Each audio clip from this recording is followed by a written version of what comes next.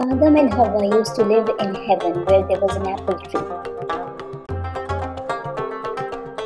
The angel informed Adam not to come near the apple tree, but the devil instigated Hawa, "Come and eat me."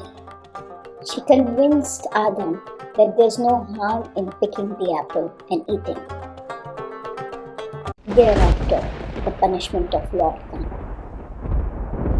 Their clothes were taken away, and they ran to deck themselves with the leaves. Then they learned dua from Allah and asked for forgiveness.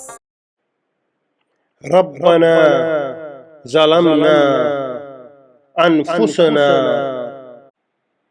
وإن لم تغفر لنا وترحمنا لنكونن من الخاسرين